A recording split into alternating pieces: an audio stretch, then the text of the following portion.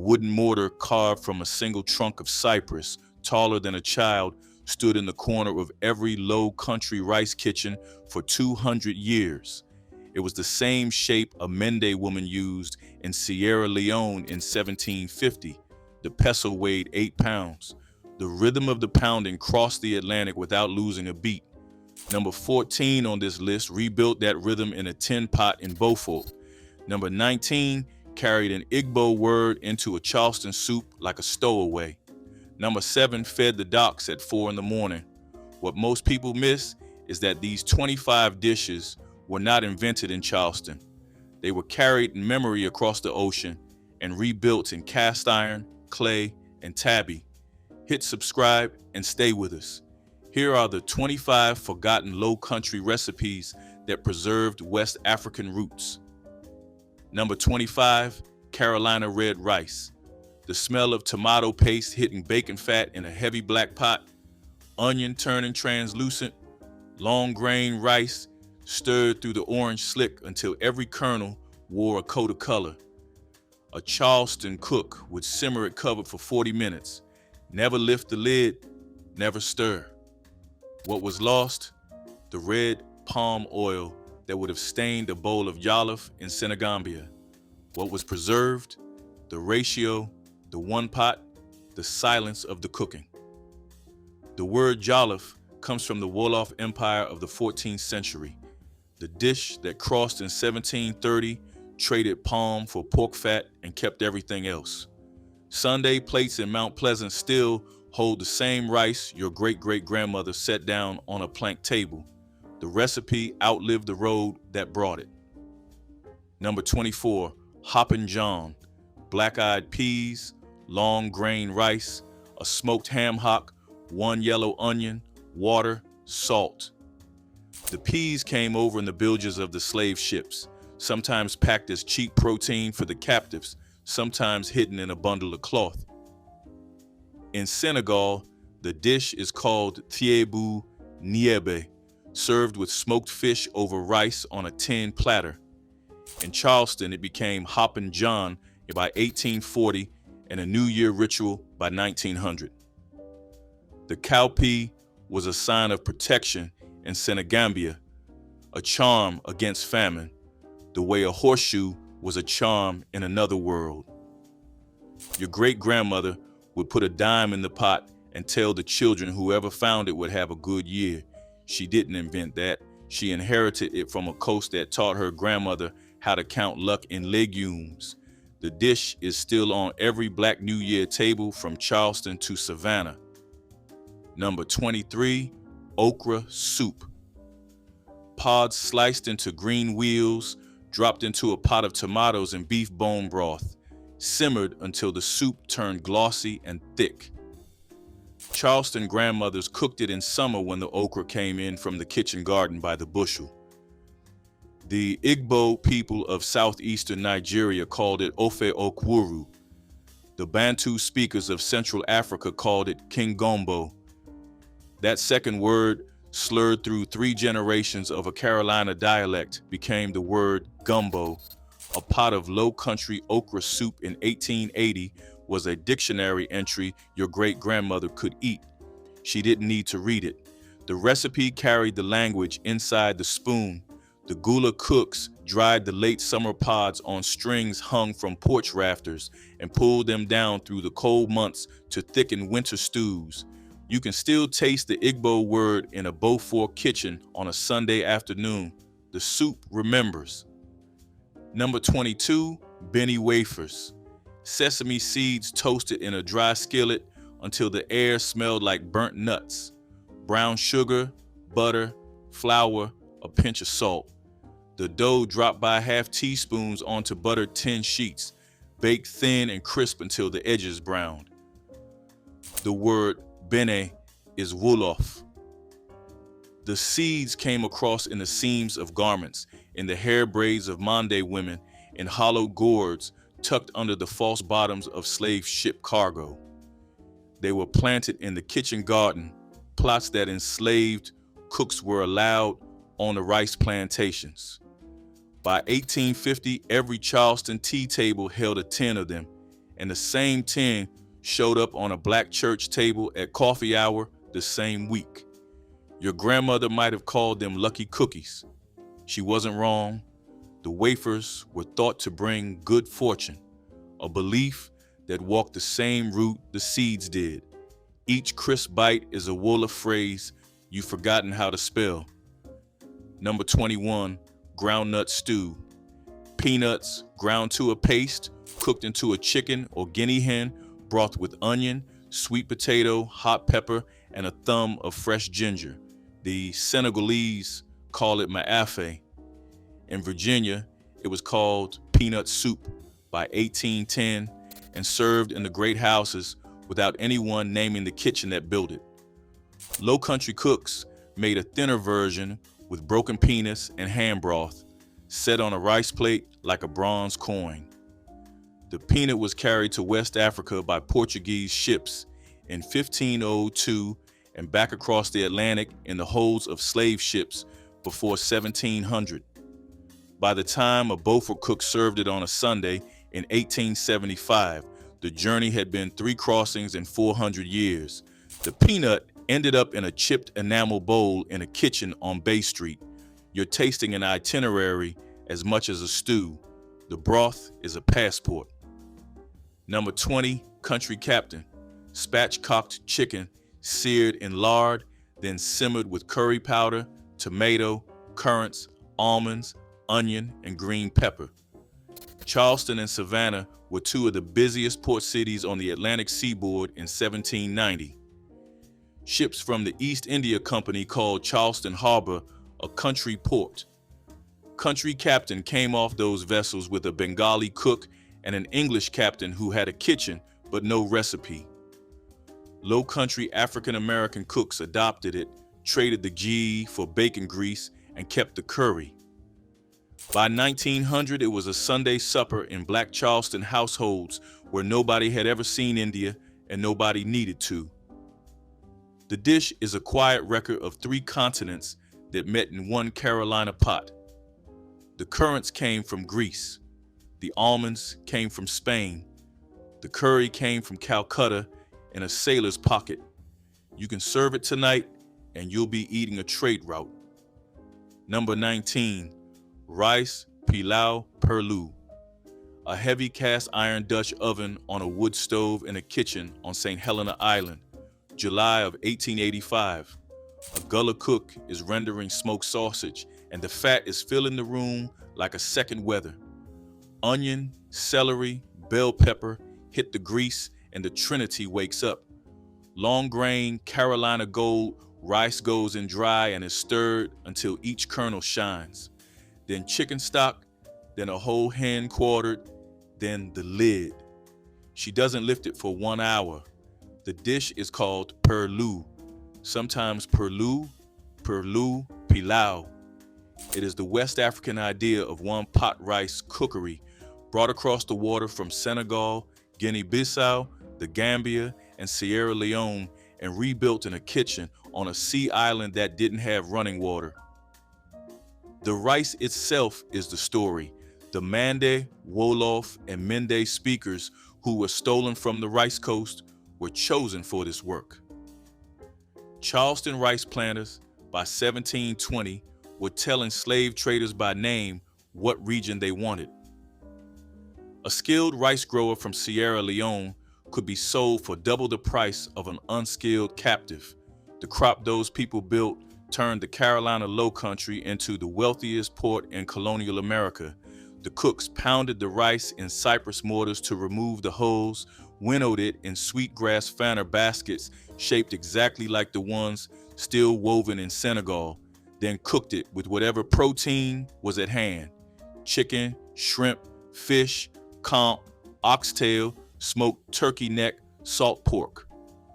What was lost? The names of the women who pounded, the count of the dead, the original pots, the original villages. What was preserved? The rhythm of the pestle, the shape of the basket, the ratio of liquid to grain, the discipline of the closed lid. A perlu cooked in Beaufort in 1885 was an unsigned contract between a kitchen and an ocean. Both sides knew the terms. Your fork is the witness. Number 18, smothered okra. A cast iron skillet on low heat, a strip of bacon, sliced okra, diced tomato, onion, cover the pan, walk away for 40 minutes. The pods break down into a thick gravy, and the slime that scares modern cooks becomes the binder that holds the dish together. Smothered cooking came in the bilges with the same people who carried the rice, a long, low simmer in a closed pot like a slow conversation. Minimal water, maximum patience. Charleston cooks on Trad Street were doing it in 1810 in copper pans, and Beaufort cooks were doing it in iron pots set on coals. Same technique, same okra, same hour on the clock. The bacon goes in first, the okra at the middle, the salt at the end. You can do it tonight on your own range, and you're standing in line behind 200 years of women who never measured anything. Number 17, collards with potlikker. A bunch of dark green leaves, washed 3 times in cold water, the stems stripped out, the leaves cut into ribbons. A smoked ham hock, 3 quarts of water, vinegar, hot pepper.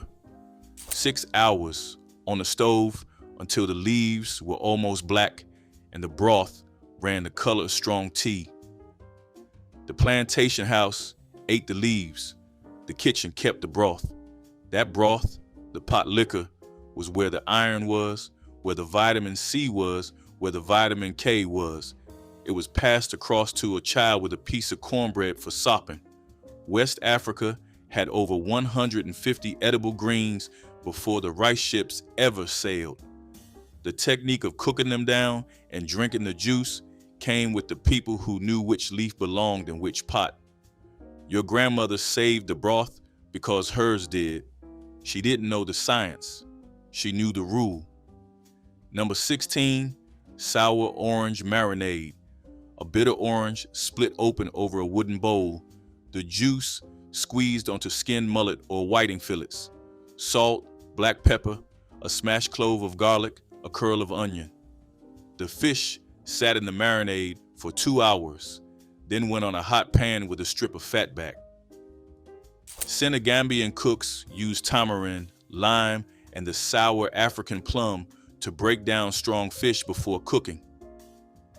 On the Carolina coast, the bitter orange tree, brought up from Florida by Spanish sailors in the 1600s, did the same job.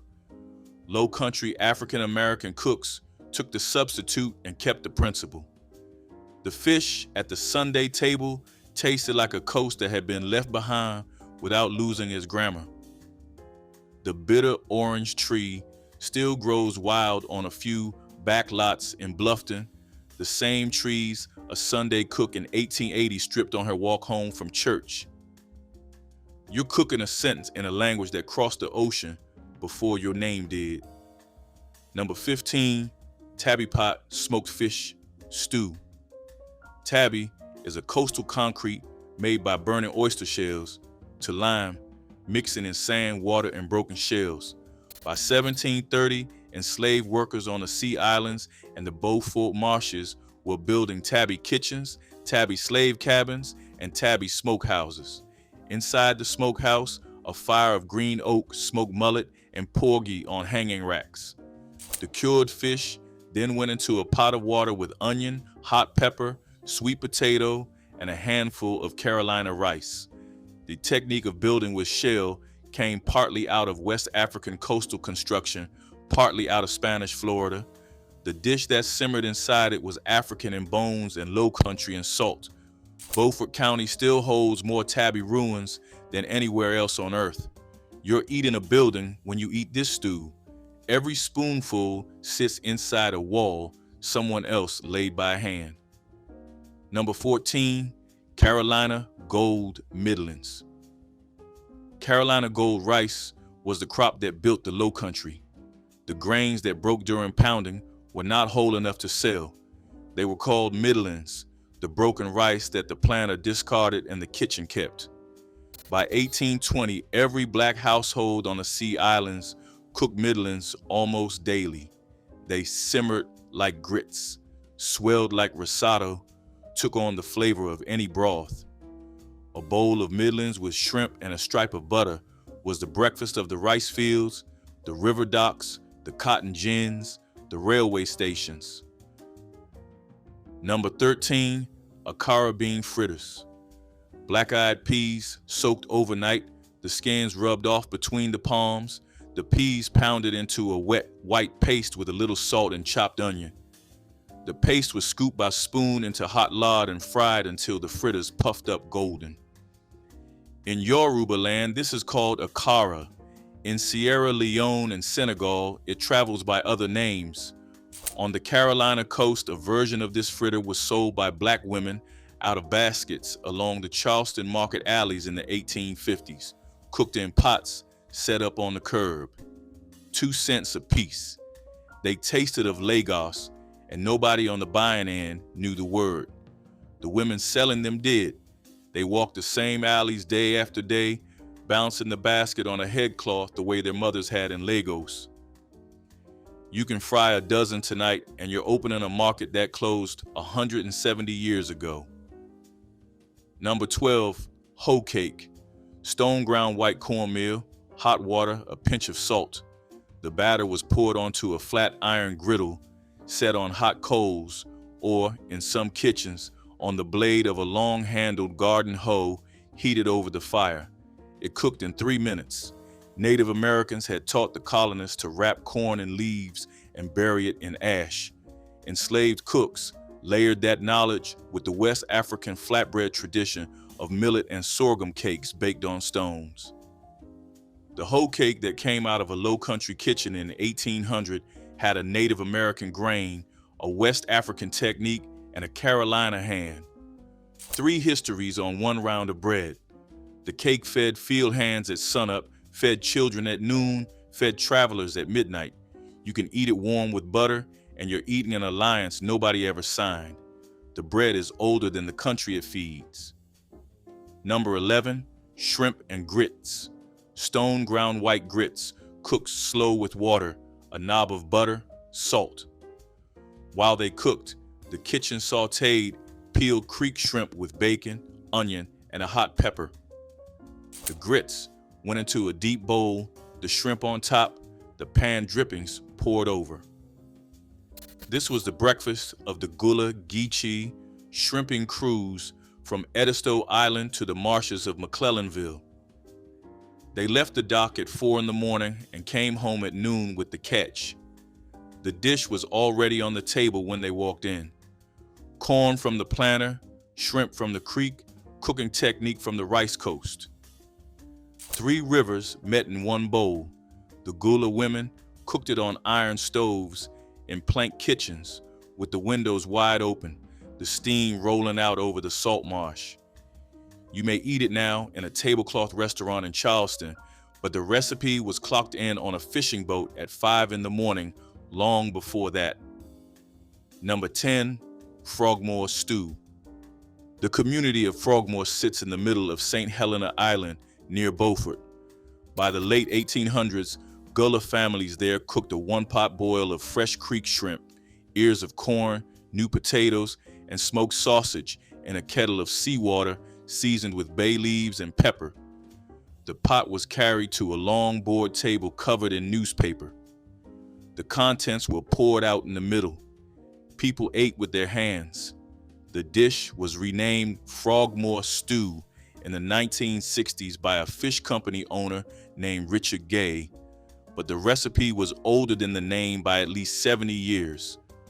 What was lost? The women who first cooked it. What was preserved? The shape of the meal, the saltwater boil, the communal table. The Gullah Geechee, descendants of the rice plantations on St. Helena, still cook it the same way in a kettle big enough to feed a wedding. You don't sit at a Frogmore stew, you stand around it like a small fire. Number 9, she crab soup. Cream, sherry, onion, mace, blue crab meat, and the orange roe of the female crab folded in at the very end. The roe is what made it she crab soup. A Charleston African-American cook named William Diaz, born around 1880, was the man who first added that roe to a pot in the kitchen of the John Rutledge house on Broad Street. He was working as a butler for Mayor Goodwin Rhett. President William Howard Taft visited the house in 1909, and Diaz served him this soup. By the 1930s, every Charleston dining room knew the dish. Dees worked at Everett's restaurant on Cannon Street until his death in 1961. The soup is named for the crab. The recipe is named for William Diaz, even when no menu prints his name. He worked the Everett stove for 2 more decades, ladling the soup out one bowl at a time into the late 1950s. You can order it tonight in a Charleston dining room and you'll be eating his idea. Number 8, chicken bog. Bone and chicken simmered in stock until the meat fell off, then long grain rice and smoked sausage stirred in and the lid put back on. The rice cooked soupy, not flaky. PD, region families, and Lowcountry families both cooked it. The name bog came from the way the chicken sat down in the wet rice, like a stone settling in a creek bed. This was the Lowcountry cousin of jollof, the Sunday afternoon dish that fed 30 people from one pot. The cook stirred it once, covered it, and walked out to the porch to talk to her sister. By the time the company drove home, she was already washing out the pot for next week. The Saturday before a family reunion, 3 or 4 pots of bog cooked in 3 or 4 kitchens on the same dirt road. You don't measure for chicken bog, you weigh by feel. Number 7, field pea soup with smoked neck. A pound of dried field peas, soaked overnight, simmered with a smoked turkey neck or a ham hock, 3 onions, 6 cloves of garlic, hot pepper, 4 hours on a low fire. The broth turned brown and deep and the peas held their shape. This was the Monday dinner of working African-American families across the Lowcountry from 1880 to 1955. It was also the dish a grandmother sent home with you in a mason jar after Sunday supper. It came directly out of the West African tradition of cowpea and millet porridges, served with a hot starch on the side. Cornbread took the place of the millet here. The pot stayed the same. The smoked turkey neck is a quiet swap for the smoked fish a Senegalese cook would have used. You can taste the millet feel through 3 generations of substitution. The bones of the recipe never moved. Number 6, saltfish and rice. Cured cod or mackerel soaked in 3 changes of cold water to draw the salt out, flaked into a pan with onion, tomato, and a strip of green pepper. Spooned over a plate of long grain rice. Saltfish was traded across the Atlantic by New England schooners that called at Caribbean and Carolina ports.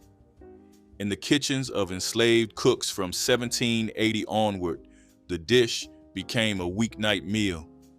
In Senegal, a similar plate exists called thibo gin. The Lowcountry version traveled the same trade winds in reverse, like a letter sent without a return address. A breakfast in 1830 in a Charleston kitchen tasted of the same brine that rolled across a Dakar market. The dock workers carried it in a tin pail to work on Trad Street at sunup. You're eating a wave that broke twice on 2 different shores. Number 5, yam cakes. Boiled sweet potato or true yam mashed with a little flour, a pinch of salt, sometimes a beaten egg, formed into thick patties and fried in lard until the outside's crisped. The true yam is a West African crop that didn't transplant easily to the Carolina soil. The orange sweet potato, an indigenous American root, took its place. The cooks who made the cakes in 1860 still called the dish yam cakes, holding the West African word against the substitute root. The flavor changed. The name held the line. Your grandmother probably called sweet potatoes yams her whole life. She wasn't confused. She was carrying a continent in a single noun. The wrong word kept the right memory alive. Number 4, pepper pot ferment. A clay crock kept on a back shelf in a Beaufort, or Charleston kitchen, half full of vinegar, salt, hot peppers, garlic, onion, and any vegetable peelings the cook wanted to ferment. The crock sat for weeks. The cook added a spoonful of the brine to greens, soup, beans, fish, anything that needed sharpening. This came directly out of the West African tradition of pepper sauce ferments, which themselves carried older trade routes from the Spice Coast.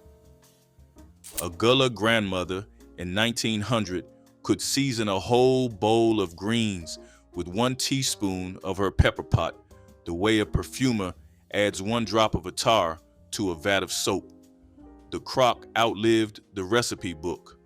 The peppers came from the Caribbean by way of Ghana, the way most things in a Charleston kitchen came. You can start one tomorrow on your own counter, and you're standing inside a tradition older than the kitchen you're cooking in. Number 3, conjure bitters. A mason jar of moonshine or sherry packed with sassafras root, dogwood bark, mullein leaf, and a piece of high John the conjure root. The jar sat in a dark cabinet for 1 month. A teaspoon was given for a sour stomach, 2 for a fever, 3 for grief. The herbal medicine of the Lowcountry African American household was a direct inheritance from the West African pharmacopoeia mixed with Native American plant knowledge. A grandmother in Bluffton in 1925 still had a row of these jars on her shelf. She didn't call it medicine, she called it knowing what to do.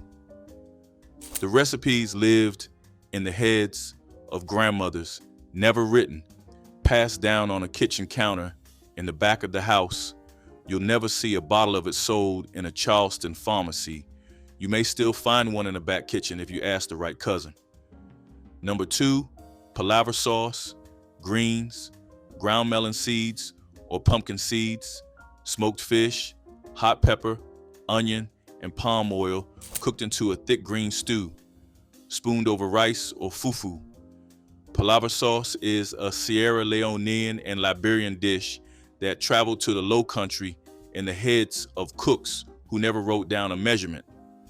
The Carolina version traded palm for bacon fat and substituted collards for the African leaf, but the layered green color, the seed thickening, the smoked fish remained. By 1880, it was a Sunday dish in a few houses in Mount Pleasant. By 1980, most of those cooks were gone. A handful of Gullah families on Dalfuski Island still cook a version every fall. The melon seeds are pounded in a wooden bowl until the paste is the color of clay. You won't find this on a restaurant menu. You'll find it on a kitchen table if you sit down at the right one. Number 1, okra stew with cornmeal. A pot of okra simmered down with diced tomato, smoked turkey wing, onion, garlic, and hot pepper. Stirred at the end with a spoon of stone, ground white cornmeal until the stew thickened and the spoon stood up in the bowl like a flag. This is the closest a Carolina kitchen comes to fufu and ofe okwuru sitting on the same plate. The cornmeal is the substitute for cassava. The okra is the same okra a cook in Calabar would have used in 1700. The dish is eaten with a spoon from a deep wooden bowl. A Gullah grandmother in 1930 fed 11 people from one pot of it on a Tuesday night and never once measured an ingredient. She had learned the dish from her mother. Her mother had learned it from a woman whose name no ledger ever recorded. The recipe held the line. You might wrinkle your nose, but fried rattlesnake was a real meal on the frontier. If you were living off the land, you ate what the land gave you. And sometimes that meant a coiled-up surprise near your boots. Rattlesnake meat was surprisingly tender and mild, almost like chicken, and once you peeled the skin and cleaned the bones, it fried up fast. Cornmeal crust gave it crunch, and a sprinkle of pepper or dried herbs gave it flavor. Folks who lived near the desert or in rocky canyons got used to seeing these snakes. Some made it a sport to hunt them, others just got desperate enough to try. Either way, you dip the meat in egg, rolled it in cornmeal, and dropped it in hot fat. It sizzled, popped, and came out golden. Eaten with dandelion greens or roasted roots, it was more than just edible. It was a story. One you told around a fire long after the danger was gone. Number 4, green coffee beans. Until 1872, the Army shipped coffee unroasted. Each company received raw beans, and somebody had to lay them in a skillet over the fire and roast them dark before anyone got a single cup. The smell of scorched coffee beans hung over every cavalry camp from Texas to the Dakotas like a signal flag. After 1872, John Arbuckle began packing pre-roasted coffee in 1-pound paper bags with a glaze to lock in freshness. Buffalo soldiers called it Arbuckles, and a bag became the most traded item in the regiment. You could buy favors with it, you could settle debts with it. A scout swapped 2 pounds of Arbuckles to an Apache scout for fresh antelope meat. Coffee was currency. Coffee was the first warm thing a soldier touched on a winter morning at Fort Robinson. It carried memory in a single cup. Your kin who served started his day this way too, decades back. Same dark roast, same tin cup, hand to hand. Number 18, pinto beans and ham hock. A bag of dried pinto beans, a smoked ham hock, and water. That was the Monday meal in every black household that had a stove and a pot. You soaked the beans overnight, dropped in the ham hock, covered everything with water, and let it simmer on the back burner for 4 hours while you did the laundry. The ham hock gave up its smoky flavor slowly, turning plain brown beans into something rich and savory. The broth thickened as the beans broke apart. By evening, the pot held a thick, dark stew that clung to a spoon and tasted like a meal that had no business costing so little. A 1-pound bag of pinto beans cost 12 cents in 1945. A smoked ham hock cost less than a quarter. For 37 cents, a woman fed her family for 3 days. This was not cuisine, this was arithmetic.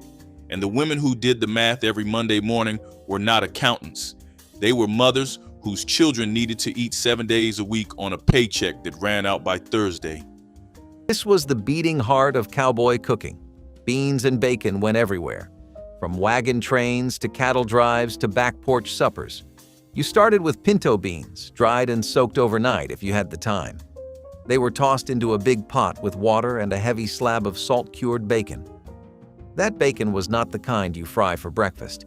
It was dense, brined, and meant to last. As it cooked, the beans soaked up all the fat and salt, turning soft and smoky. You stirred it with a wooden spoon, checked the fire, and hoped it would be done by sundown. There were no frills, just beans, pork, and patience.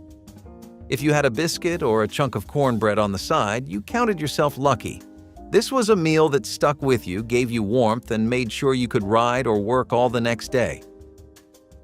Number 6, sourdough biscuits. The cooks kept the starter alive in a tin pail for weeks at a time, feeding it flour and water every other day, like raising a quiet pet. On detachment from Fort Stockton, a starter could ride 300 miles in a saddle pannier and still rise come morning. The biscuits came out tall, sour, and beautiful when the camp had real flour. They came out flat and gray when the flour was wormy. A buffalo soldier knew the difference and ate them either way. Sourdough biscuits showed up on Sundays, on payday, on the rare days a captain wanted morale to lift. A stack of 6 on a tin plate with bacon grease melted into them could make a man forget for a moment that he was 80 miles from the nearest white town and not always welcome there. Now, here's the thing most history books skip. Some cooks kept the same starter alive for years, passed from one regiment to the next when men rotated out. That habit tied the cavalry kitchens together. It was a quiet inheritance.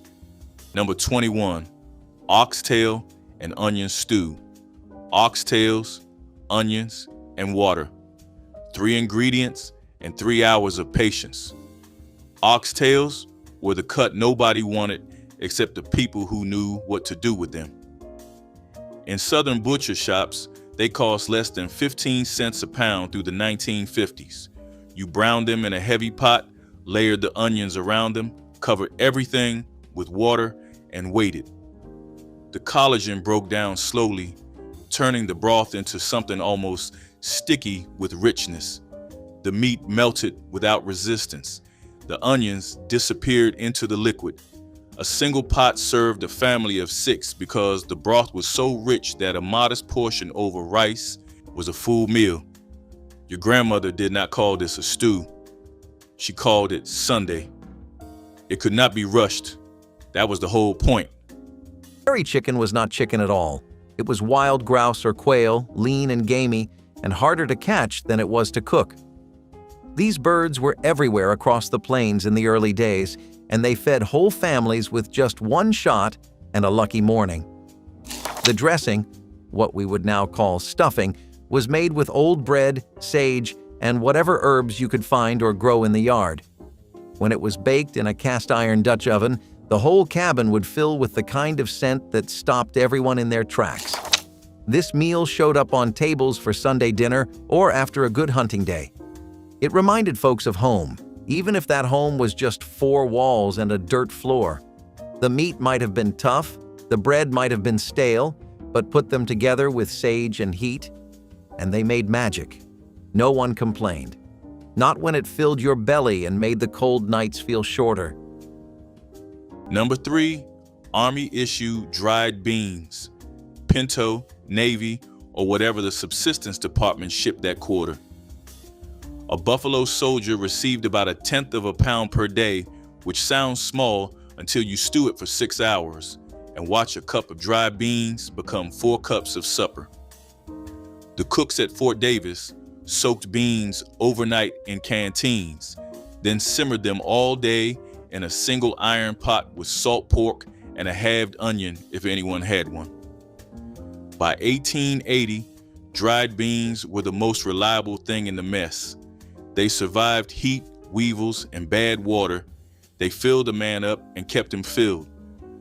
Number 9 on this list grew straight out of this same pot, only with chili and Mexican spice. Beans were the floor of every Western post kitchen. Here's what surprised me reading the regimental cookbooks. The bean pot was passed between cooks like a sacred object, never washed dry, only wiped, so each new pot tasted of the last. That habit is older than the Army itself. Your grandmother in Mississippi worked her stew pot the same way.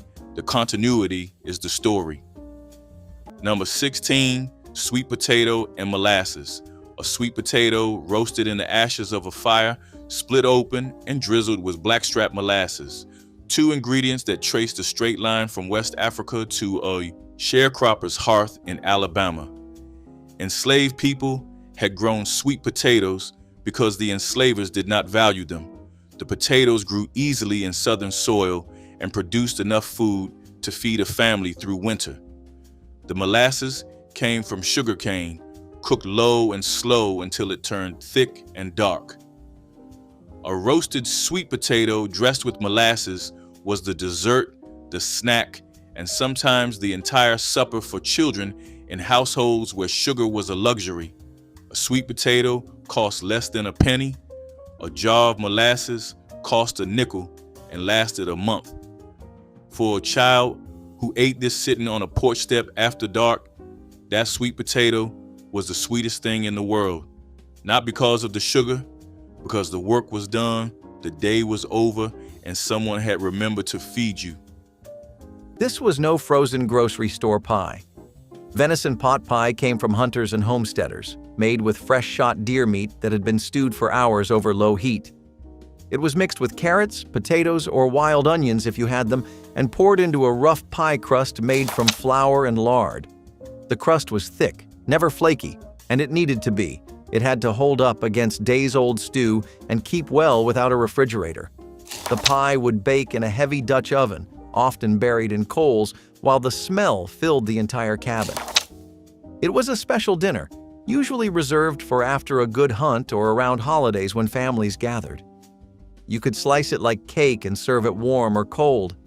It tasted like salt, smoke, and hard-earned luck.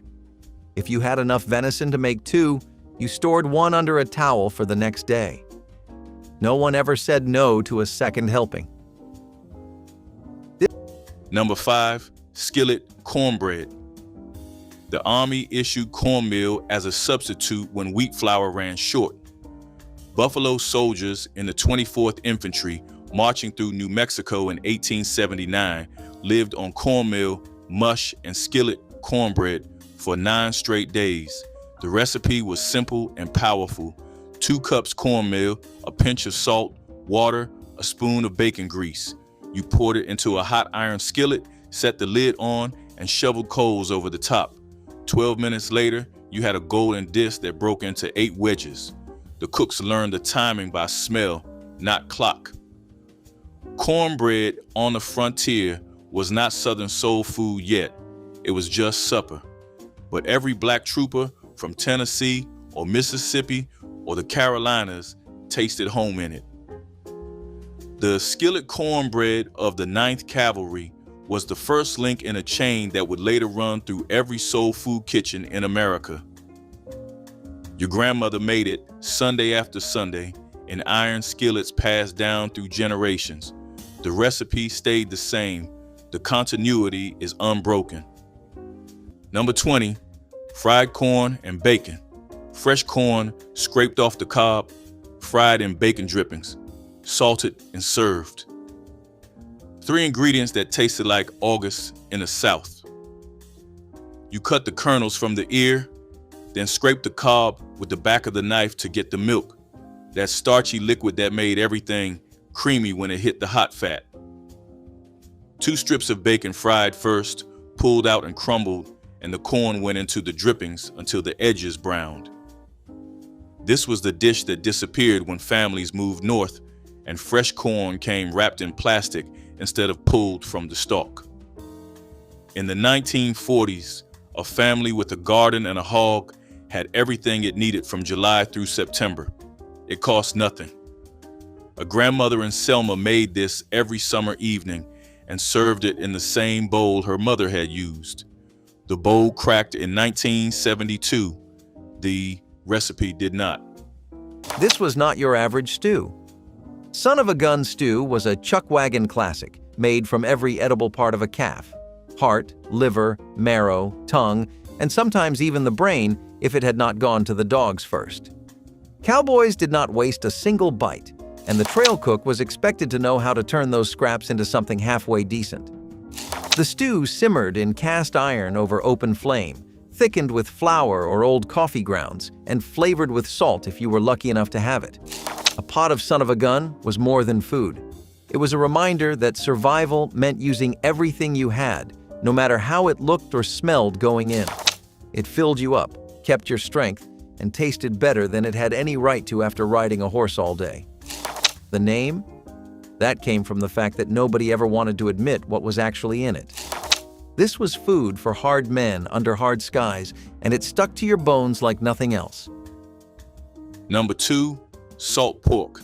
Soldiers called it sow belly.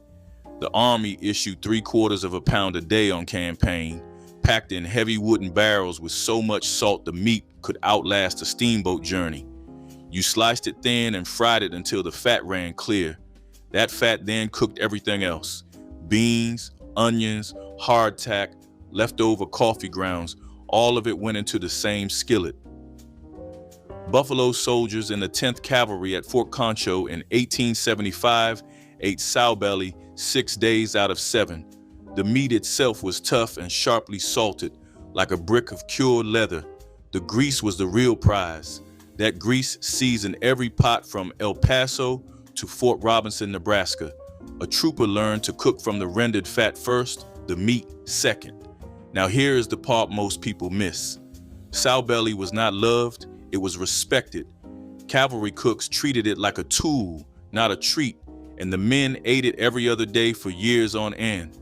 They didn't complain, they couldn't afford to. These 25 dishes are the ledger of a crossing that left no other receipt. They are Sierra Leone in a rice pot, Senegambia in a peanut sauce, Mende in the word Beni, Wolof in the word Jollof, Igbo in the word Ofe, Bantu in the word Gumbo, Yoruba in the Akara fritter. They are the names that a coast tried to forget and a kitchen would not. Cook one this week. Set the pot on a low fire. Let it sit. The recipe is older than your grandmother and her grandmother and the boat that carried her grandmother across. It is still here because someone refused to let it go.